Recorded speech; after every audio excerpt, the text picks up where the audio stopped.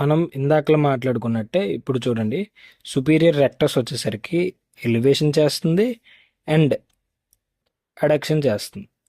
హ్మ్? ఇది ఒక రైట్ ఐ అనుకోండి, అప్పుడు మీకు తెలుస్తుంది. అడక్షన్ చేస్తుంది. ఇక్కడ నోస్ ఉంటుంది కాబట్టి ఇప్పుడు మిడ్ లైన్కి అడక్షన్ చేస్తుంది. అండ్ అలాగే ఇన్ఫీరియర్ రెక్టస్ వచ్చేసరికి depression and addiction.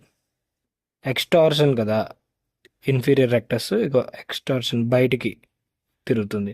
And superior rectus ఇంటార్షన్ కాబట్టి ఇన్వర్డ్స్ తిరుగుతుంది. అండ్ ఇక్కడికి వచ్చేసరికి సుపీరియర్ ఆబ్లిక్ వచ్చేసరికి ఇంటార్షన్ ఇంటార్షన్ జరుగుతుంది, డిప్రెషన్ చేస్తుంది and abduction away from the mid line తీసుకెళ్తుంది.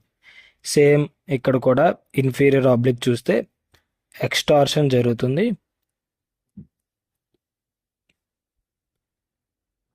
ఎలివేషన్ జరుగుతుంది పైకి అండ్ అబ్డక్షన్ జరుగుతుంది away from the mid line.